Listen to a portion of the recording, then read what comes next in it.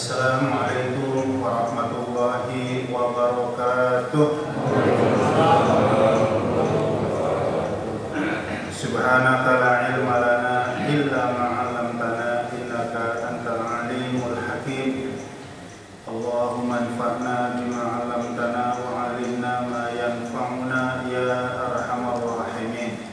Allahumma shalli wa sallim wa barik ala hadzal nabiyyil karim wa ala alihi wa sahbihi ajma'in, amma ba'du.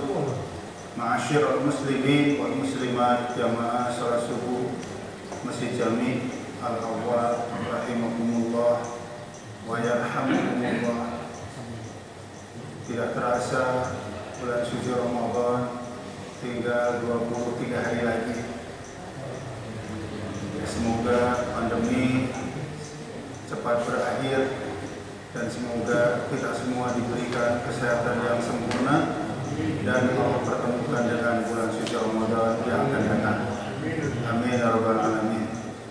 Salawat dan salam semoga tersurah kepada Nabi kita, uswah hasanah kita, Muhammad Rasulullah sallallahu alaihi wasallam, kepada keluarga, kerabat, para sahabat, dan kita semua umatnya. Semoga kita istiqomah mengikuti risalah yang dibawanya di Islam dan istiqomah mengikuti jalan hidupnya, berdakwah di jalan Allah sampai menutup mata. Jadi kita akan terus menyiarkan agama Allah sampai Allah menutup mata kita. Dan semoga kelak kita semua kembali kepada Allah, semuanya dalam keadaan husnul khatimah. Amin ya rabbal alamin. Apa kabar Bapak Ibu semuanya, sehat?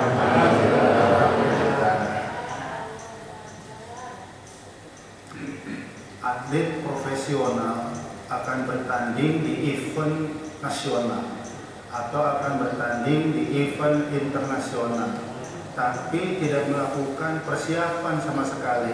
Kira-kira hasilnya seperti apa?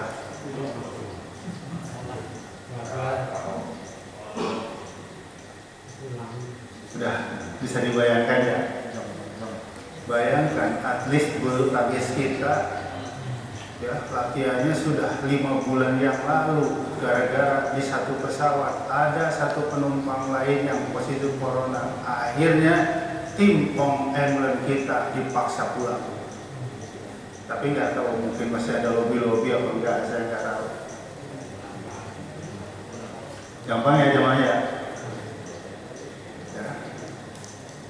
Pesepak bola misalnya, ya, akan bertanding di event SEA Games atau Asian Games. Itu udah 5 bulan sebelumnya, ya, pelatih dengan tim sudah melakukan seleksi, pemanggilan pemain-pemain dari klub-klub yang dipandang memenuhi kualifikasi. Lalu digembleng, ya, setelah 1 bulan 5 pemain dipulangin. Digembleng, setelah 1 bulan, 2 bulan berikutnya 5 pemain dipulangin. Akhirnya ditetapkanlah 24 pemain.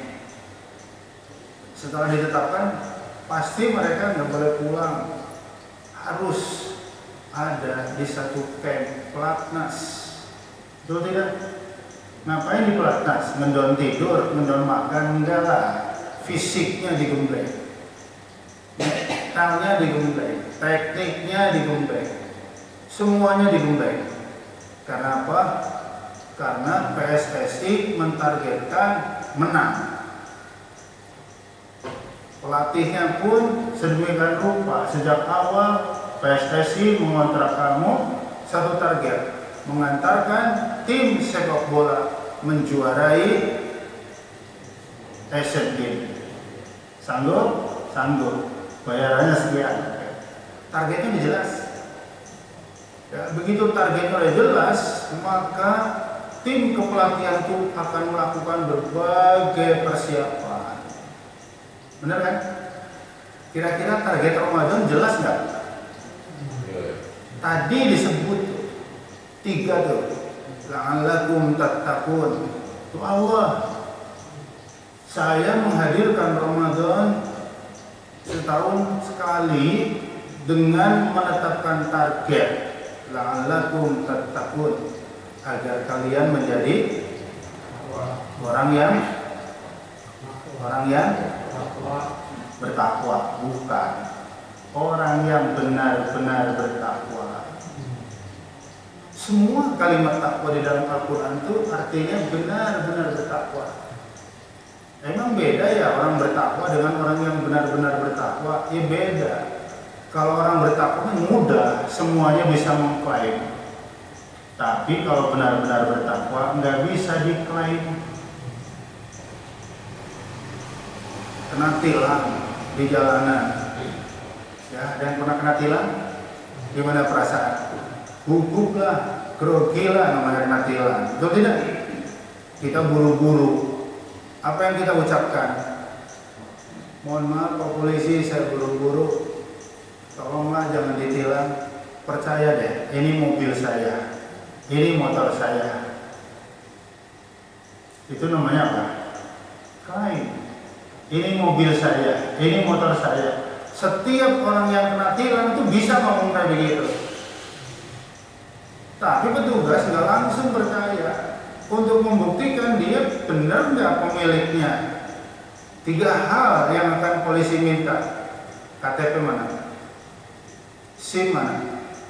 STNK mana? Kalau 3 dokumen penting dicocokkan semuanya sama, tanpa harus mengklaim ini mobilku, ini motorku, petugas juga akan berkata, silahkan lanjutkan perjalanan Anda, karena Anda benar pemilik yang sebenarnya. Ada kriteria pemilik mana? Betul tidak? Orang yang benar-benar bertakwa nggak bisa diklaim karena ada kriterianya. Jadi percuma kita mengklaim sayalah orang bertakwa, akulah orang bertakwa, tapi kriteria takwa tidak melekat pada diri kita. Jelas ya, gampang ya? Oh beda banget, beda. Ya.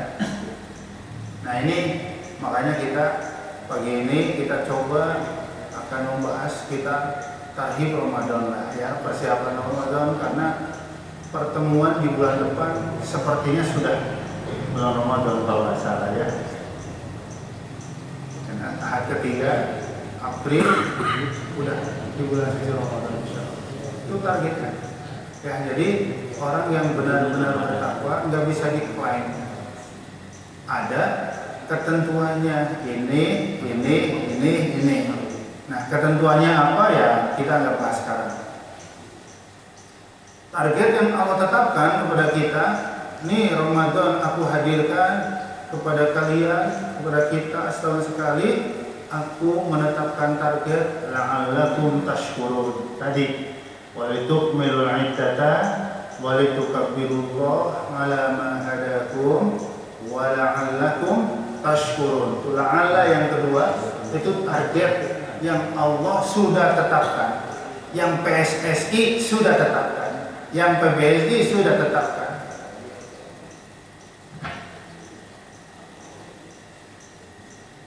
Target yang ketiga apa? La'allahum yarshudun wa idza sa'alaka ibadi anni fa inni qarib ujibu da'watad da'i idza da'an falyastajibu li wal yu'minu bi la'allahum yarshudun. Target yang kedua agar menjadi orang yang benar-benar bersyukur. Target ketiga agar kita menjadi orang yang selalu benar. Ya, itu target. Nah, jemaah yang dirahmati Allah, ada 5 hal mempersiapkan Ramadan. Yang pertama, nafsiyan, mempersiapkan mental, ya, perasaan, mental namanya dari dalam. Gimana, bapak-bapak, ibu-ibu, ya, perasaannya Ramadan akan tiba sebentar lagi. Rasanya gimana? Rasanya gimana? Senang. Senang. Pertanyaan berikutnya, apa sih yang membuat senang? Nah ini diolah perasaan kita. Ya senanglah Pak Ustadz, kan pemerintah melalui Menteri Perhubungan tahun ini membolehkan mudik. Oh itu yang bikin senang, walaupun masih dikaji juga. Apa yang seharusnya membuat kita senang? Man shoma Ramadan imanan.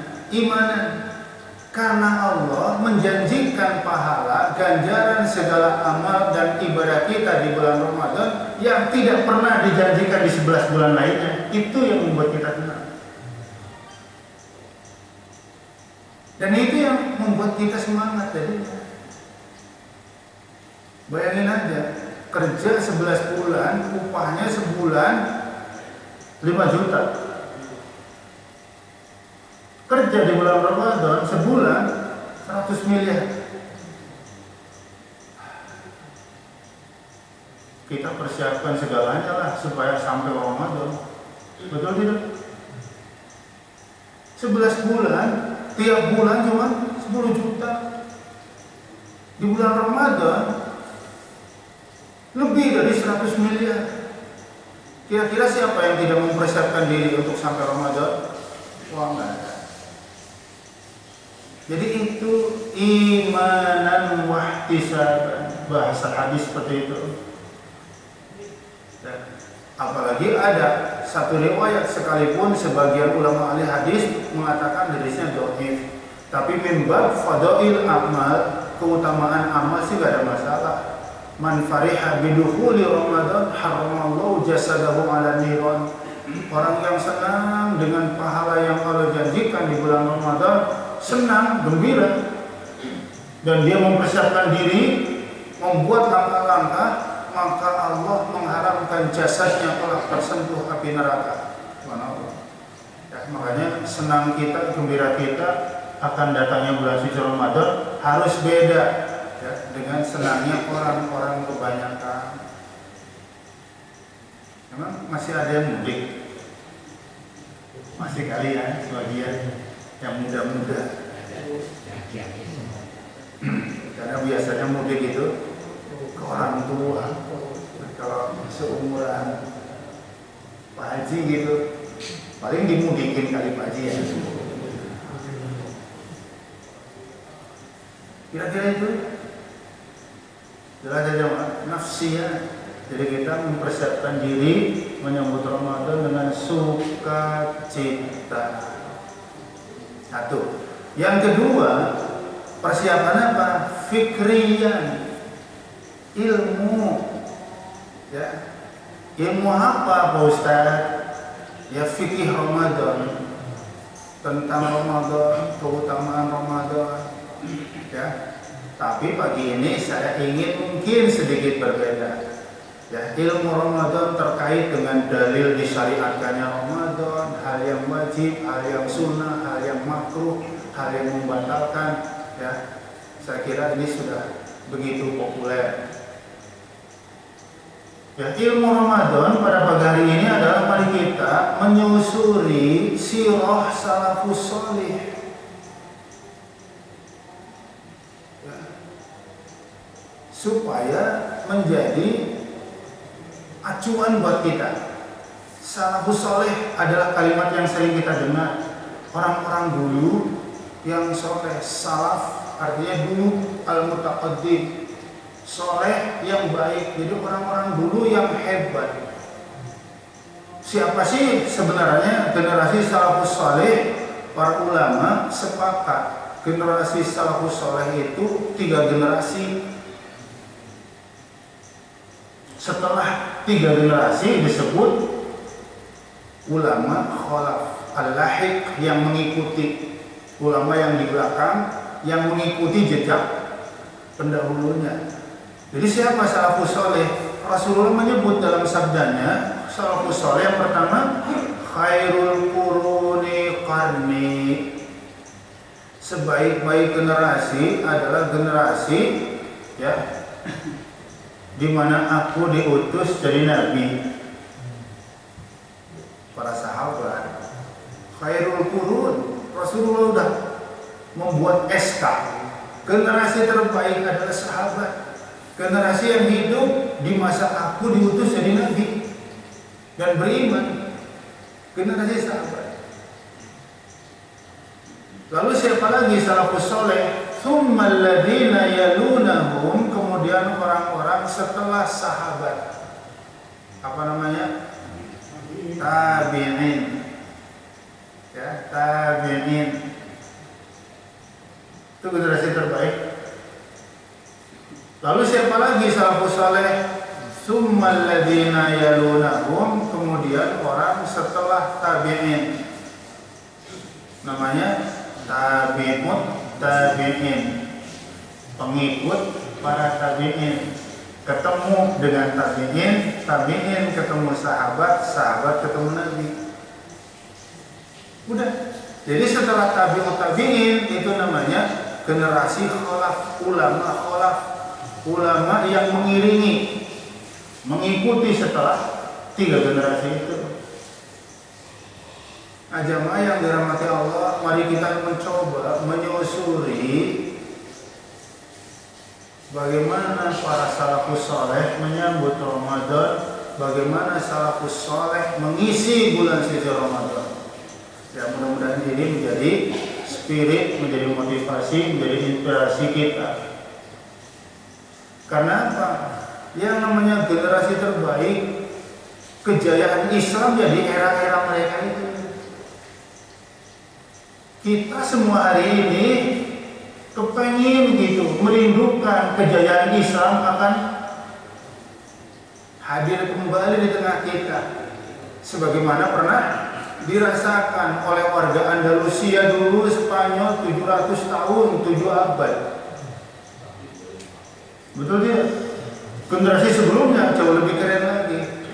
Hari ini kita merindukan, memimpikan, mengangankan kejayaan Islam akan kembali hadir di tengah-tengah kita. Bisa nggak? Bisa nggak? Bisa. Gimana caranya? Pesan Imam Malik harus kita camkan. Jadi kalau kita ingin kejayaan Islam kembali di tengah-tengah kita, ya, maka mari kita sama-sama meresapi apa yang dikatakan oleh Imam Malik rahimahullah. Lan yuslih akhiru hadhil ummah. Umat akhir zaman ini tidak akan meraih kejayaannya kembali. Kita nggak akan meraih kejayaan Islam kembali, nggak akan. Illa bima aslaha bihi awwaluha, kecuali mau menapaki jejak kesuksesan, keberhasilan, kejayaan generasi sebelumnya. Jadi kalau kita mau mengikuti jejak sukses dahulu, insya Allah kejayaannya akan kembali.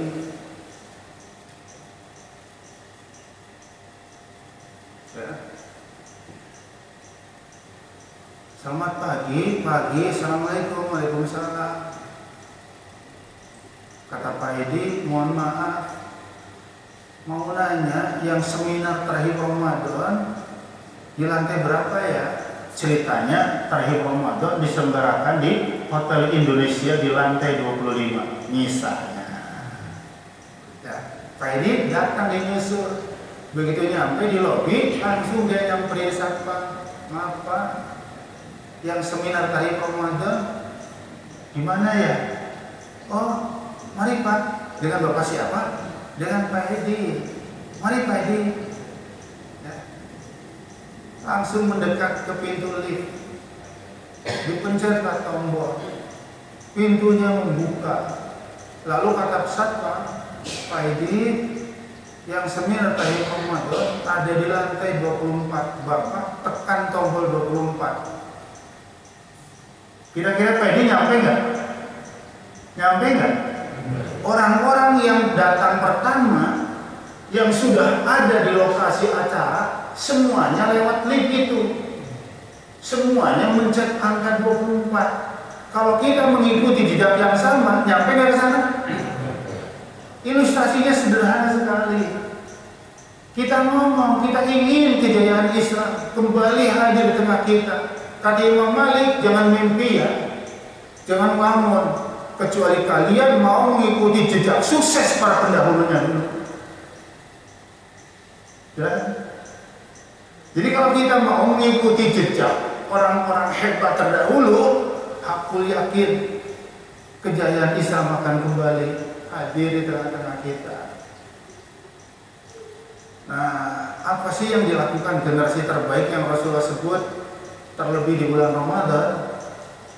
An Utsman ibn Affan radhiyallahu anhu kana yaqra'ul Qur'an fi raq'ati yutiru biha.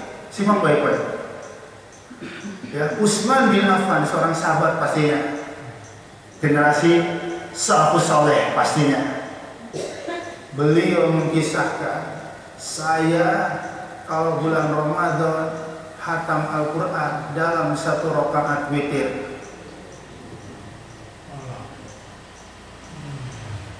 Gimana Pak? Gimana Bu?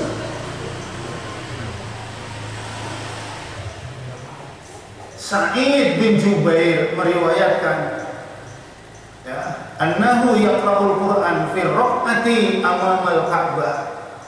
Saya kalau bulan Ramadan sering sekali menghatamkan Al-Quran dalam satu rakaat sholat di depan Ka'bah. Masya Allah.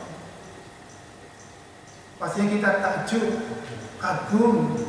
Kalau sudah kagum, gimana caranya ya mereka begitu? Jadi interaksinya dengan Al-Quran di bulan Ramadan makin intens. Ya, makanya kalau kita nggak punya persiapan yang serius menyambut Ramadan, ya mudah-mudahan Al-Awwal akan tampil beda dengan masjid-masjid yang lain karena kita udah takhir Ramadan. Ya, banyak masjid-masjid seminggu pertama Ramadan jamaahnya pakai jalan-jalan. Minggu kedua udah nggak ada yang di jalan. Ya, minggu ketiga setengah. Minggu terakhir 2 saat. Artinya apa? Udah banyak yang pada kalah. Sama kayak atlet kurang persiapan, gugur di babak penyisihan. Bagaimana mau dapat Lailatul Qadar? Bagaimana mau dapat keistimewaan? Ini udah pada rontok di awal-awal. Jelasnya teman.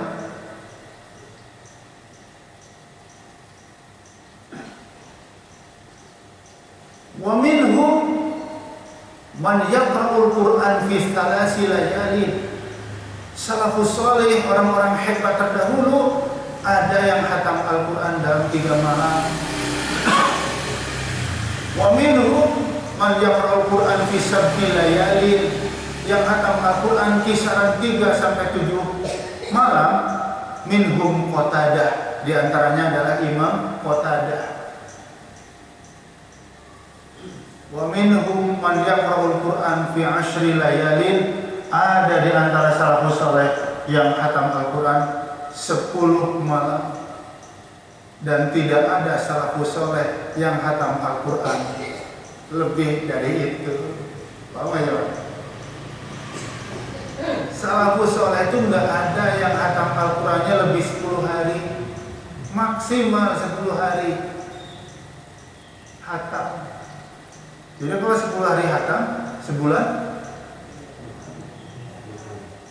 3 kali khatam.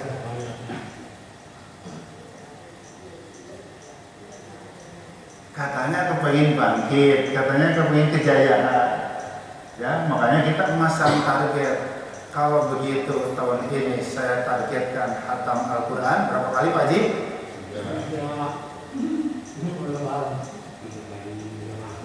Kalau sekali berdiri 1 rakaat agak sulit kepikiran oleh kita.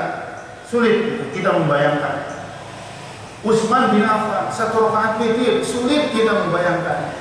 Tapi kalau khatam Al-Quran per 3 hari sangat mungkin, apalagi di tengah pandemi, apalagi udah pensiun nggak kemana-mana. Jadi jamaah. Apalagi 10 hari sangat logis. Sehari 3 juz itu logis sekali.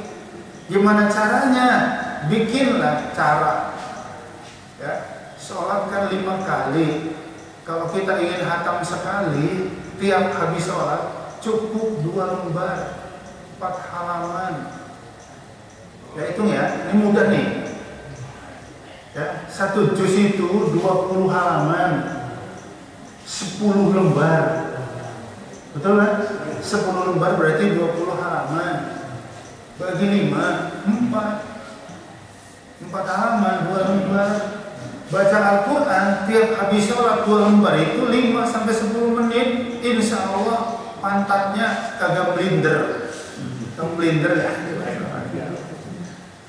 Kakinya nggak semutan. Ya kalau sekali duduk 1 juz sih ya pantatnya melinder, kaki semutan, mata kunang-kunang gitu ya. Makanya dikredit tiap habis sholat cukup 2 lembar 4 halaman, 10 menit. Betul tidak? Kalau target 2 kali tiap habis sholat 8 halaman 4 lembar 20 menit. Kalau target hatam 3 kali, tiap habis sholat 12 halaman, kurang lebih 30 menit. Nyampe. Aku yakin bisa. Dan semoga semuanya bisa. Ya, jangan dibikin 1 juz sekali duduk. Sekali lagi, ya, pantat melinder. Sampai ini duduknya, ya, kaki pada semutan, matanya kunang. Jadi kita pakai jejak ulama salafus saleh yang lebih logis ya. Jadi kalau sekali berdiri dalam sholat 1 rakaat hatam itu sulit kebayang. Tapi itu Sayyidina Utsman meriwayatkan seperti itu. Jelas tidak? Hebat ya salafus saleh. Yang luar biasa, generasi 2-3 level setelahnya dia hebat. Imam Al-Ghazali hidup di abad ke-5 Hijrah. Imam Nawawi hidup di abad ke-7 Hijrah. Imam Nawawi lahir 631, meninggal 676. 45 tahun usia Imam Nawawi.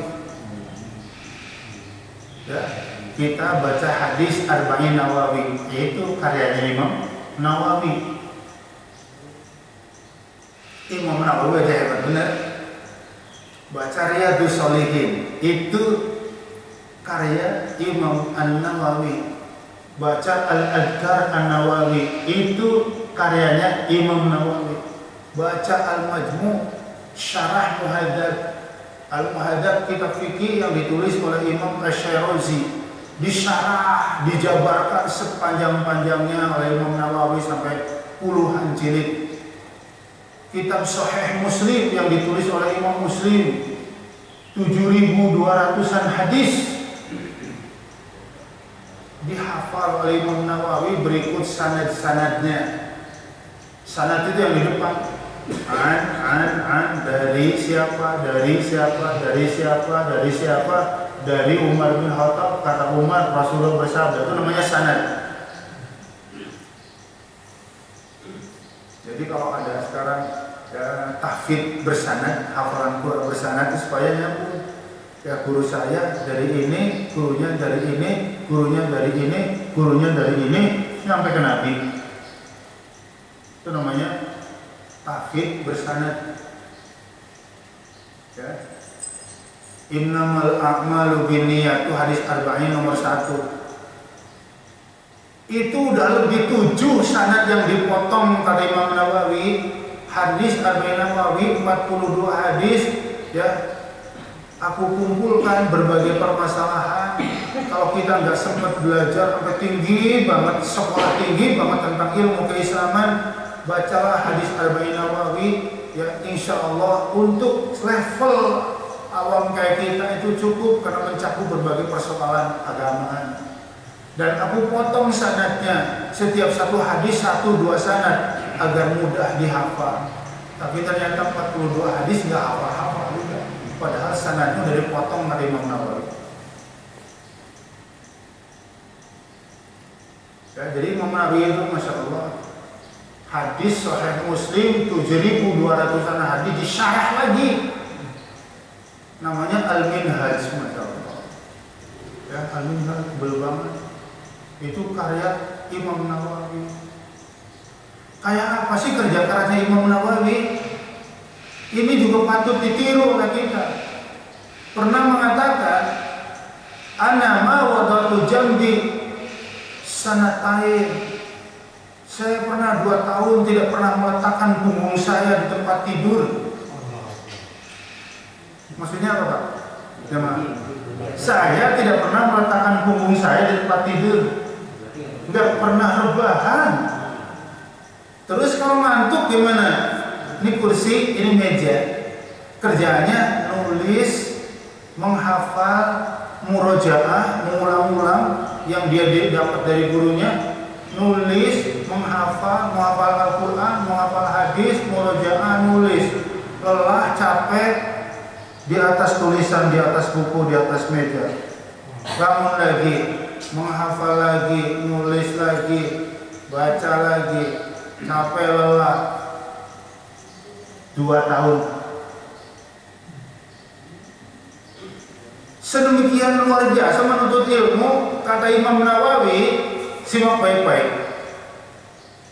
Al-ilmu la yu'tiyaka ba'dahu hatta tu'tiyahu kullahu.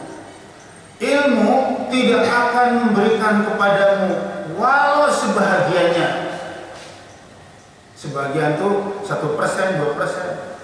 Ilmu sekali-kali tidak akan memberikan kepadamu walau sebahagiannya, kecuali kamu mau memberikan untuk ilmu segala-galanya. Tahu ya? Kita nggak bakal dapat ilmu walau hanya sebahagiannya. Ya sebagiannya kecil, 1, 2%, 3%. Nggak akan. Kecuali kamu mau memberikan untuk ilmu segalanya. Waktu, pikiran, tenaga, harta, berikan semuanya, baru dapat ilmu.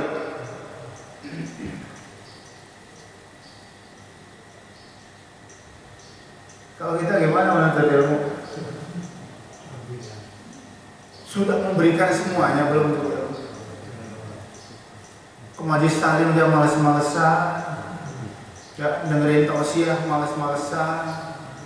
Kata Imam Nawawi, sebagiannya juga nggak dapat. Makanya apa? Hadis udah ditulis pendek, 42 hadis, 1 aja nggak apa-apa. Karena apa? Karena kita belum memberikan segalanya untuk ilmu. Saya ngapalin Al-Mulk 30 ayat susah banget karena kita belum memberikan semuanya untuk ilmu. Kalau kita mau memberikan segalanya itu gampang sekali. Jelas ya, Pak? Bulan Ramadan bulan ilmu, all out. Jangan ada yang kalah di pekan pertama, pekan kedua. Makanya harus mempersiapkan supaya kita nggak ada yang kalah. Semuanya memiliki semangat beramal soleh, tilawahnya, tarawehnya, berjamaahnya, amalan sunnahnya, semua all out supaya kita panen besar. Karena belum tentu yang ketemu Ramadan tahun ini nanti akan ketemu lagi Ramadan yang berikutnya. Kan begitu ya? Banyak barangkali yang tahun lalu Ramadan masih bersama kita, sekarang sudah enggak ada di tengah-tengah kita. Jadi semangat Imam Nawawi menuntut ilmu hari kita teladani. Di bahasanya kata Imam Nawawi, al-ilmu, ilmu itu layyu'tiyaka ba'dahu, tidak akan memberikan kepada kamu walau sebahagiannya, hatta tu'tiyahu kullahu, sehingga kamu mau memberikan ilmu segalanya. Makanya berkah yang Imam Nawawi udah 7 abad, hampir 8 abad sampai sekarang. Ya, jadi abad ke-7, lahir 631, meninggal 676, 45 tahun tidak menikah. Karyanya banyak, ilmunya berkah sampai hari ini 8 abad. tulisannya ada di depan kita sekarang, Riyadhus Shalihin, Hadis Arba'in. Itu tanda bahwa ilmu Imam Nawawi benar-benar bermanfaat. Makanya nanti orang-orang yang kayak begitu tuh ya seperti punya bank goib, bank tapi kita nggak tahu ya, banknya di mana kita nggak tahu, tapi yang jelas kita dapat transferan terus.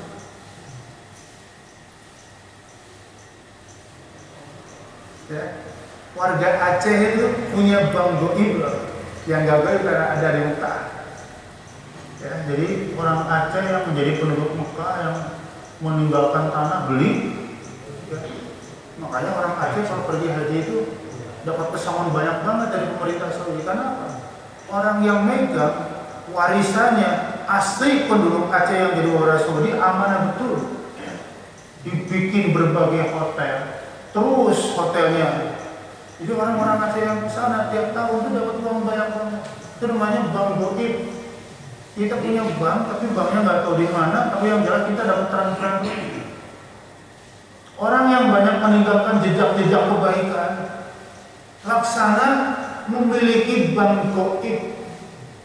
Ya, ayo memanfaatkan sisa waktu kita ini untuk terus kita ya berbuat, meninggalkan amal-amal soleh, karya-karya baik, supaya sepeninggal kita seperti memiliki bank goib, bank misteri, banknya nggak tahu di mana, tapi dalam kubur terus saja transferan pahalanya datang.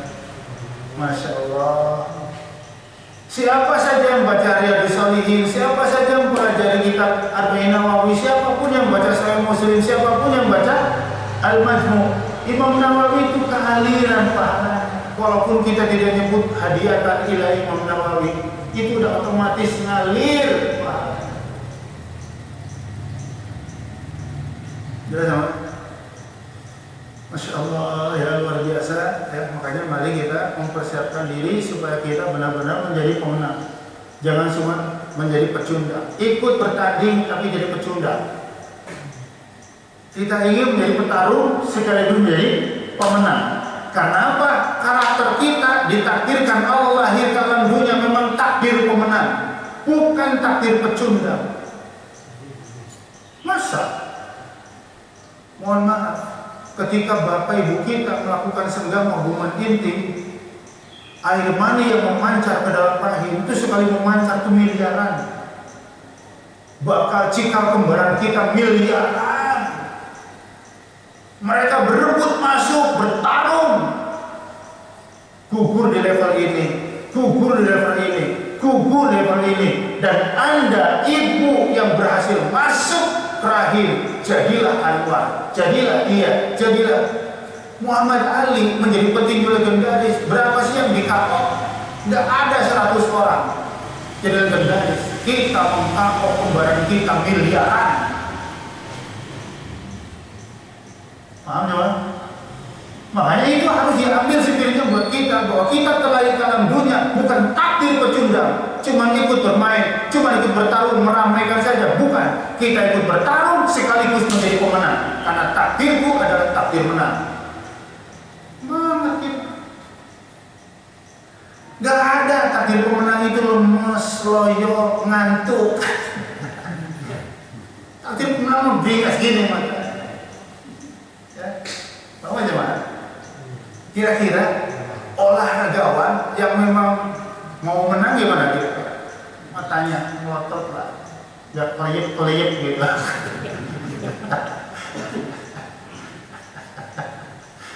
Mohon maaf.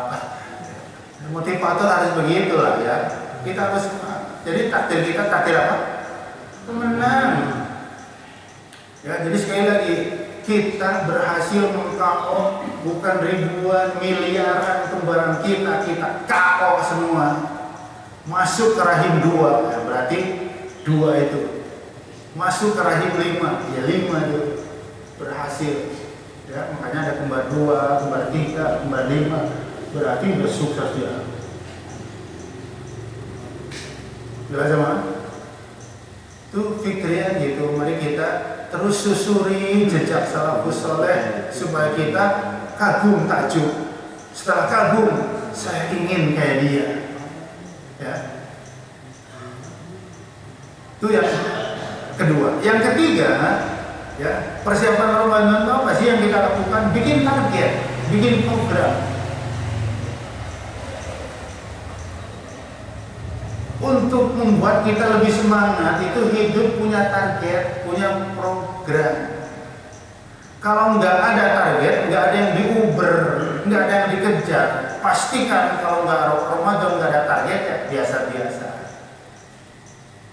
Ya, tapi orang yang Ramadan punya target kan ada yang dia harus dikejar. Masa punya target khatam 2 kali sehari cuma 1 lembar, nggak kena nih. Gitu, nguber ya. Dan semeleset-melesetnya orang yang punya target itu 70-80% semeleset-melesetnya. Kalau punya target, ya namanya nggak ada target. Kapan nikah? Insya Allah ya tahun ini 2021 saya nikah. Nanya balik teman karib, ente kapan nikah? Kapan aja lah. Mana yang lebih semangat? Yang tahun ini lah. Dia harus mempersiapkan segalanya. Tapi yang ditanya kapan nikah? Kapan-kapan aja lah. Nggak ada target ya. Ya. Ibu-ibu atau masih gadis atau janda, kapan nikah? Nggak ada target. Kalau ada target mah ngomong ke siapa ke orang yang bisa dipercaya? Ada enggak duda soleh yang baik hati, yang masih punya hasrat untuk berkeluarga? Ada duda soleh, kapan nikah lagi? Ada niat nikah lagi enggak? Ada, kapan? Enggak ada target. Kalau ada target ya datang ke Pak Anwar. Pak Anwar, ada enggak ibu-ibu solehah yang sendirian? Gak bisa dibantu gitu. Ya tertarik ya. Betul tidak? Pokoknya orang punya target, orang nggak punya target itu pasti beda. Benar nggak Pak Romi? Beda banget. Makanya Ramadan bikin target. Ya, ya targetnya apa? Tarawih jangan putus, qiyamul lail jangan putus. Betul tidak? Sholat berjamaah 5 waktu jangan putus, sholat duha jangan putus. Tiap hari duha. Semua amalan sunnah kita terus. Ya. Target-targetnya harus dibuat gitu supaya kita ingat. Oh iya target saya ini, target saya ini, target saya ini. Ya, jadi sekali lagi melesetnya orang yang punya target mah 70-80% mah dapat lah. Gitu. Target yang yang keempat persiapan Ramadan adalah persiapan jasadi, fisik ya fisik kita, ya jaga kesehatan Bapak Ibu, pola makan, olahraga, ya istirahat yang cukup supaya Ramadan tiba fisik kita benar-benar sehat. Jangan sampai makan nurutin mulut. Karena usia kepala 4 ke atas, di mulut masih enak, di perut belum tentu enak loh. Ya, gulai jeroan, enak apa aja? Oh pasti enak banget. Tapi perutnya gimana? Asam uratnya, kolesterolnya. Jadi kepala 4 ke atas mah antara mulut sama perut suka nggak nyambung. Ya, mulutnya masih kuat pedas, perutnya langsung. Begitu makan pedas hanya butuh 10 menit langsung nyari WC mancur. Oh berarti ini sama ini nggak sama, beda. Ya kenapa kita penting menjaga kesehatan?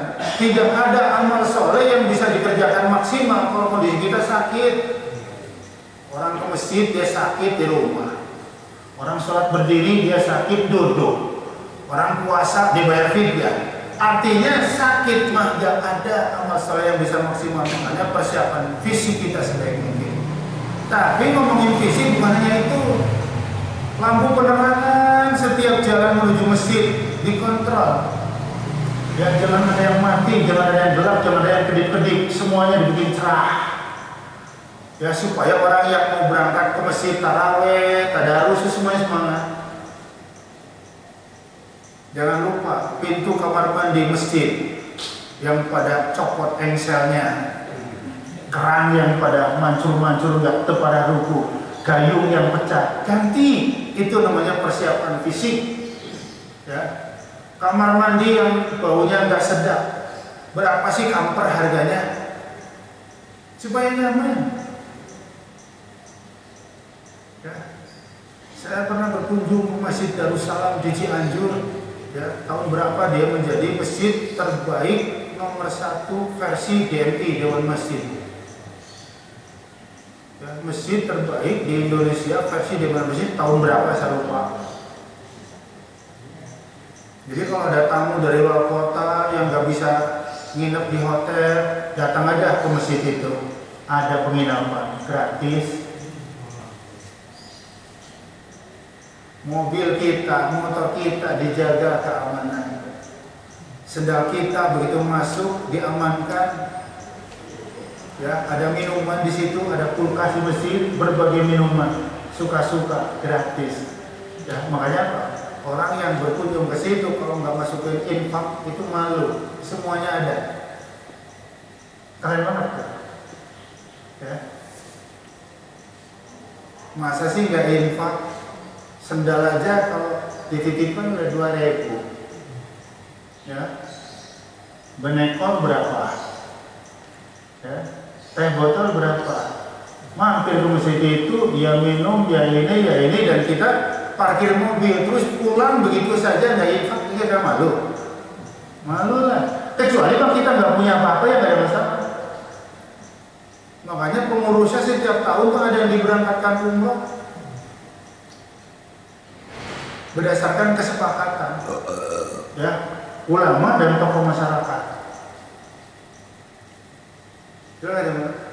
Kamar mandinya bersih, pintunya rapi, gayungnya bagus, kerannya bagus, wangi. Nah, mudah-mudahan awal dan mesin-mesin kita semuanya bisa begitu sehingga orang datang ke masjid itu nyaman. Itu namanya persiapan apa?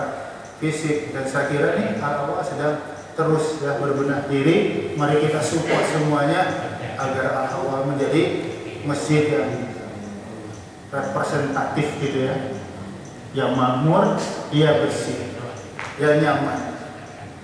Itu namanya persiapan fisik. Jadi kita dan hal-hal yang sifat fisik yang lain. Dan yang terakhir yang rahimahumullah, apa persiapan menyambut Ramadan? Bersifat malian materi, ya, cek buku tabungannya, cek saldonya, ya.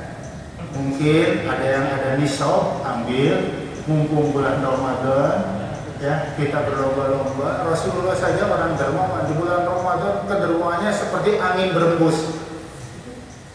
Karihil musab, angin berembus. Yang memberi, berlomba. Walau di tengah pandemi, kita tetap ingin menjadi yang terbaik di hadapan Allah Subhanahu wa Ta'ala. Salah satu hamba terbaik, dia tetap bisa berinfak di tengah kesulitan. Kalau bisa berinfak, bisa berbagi pada saat lapang, pada saat senang, ya itu biasa.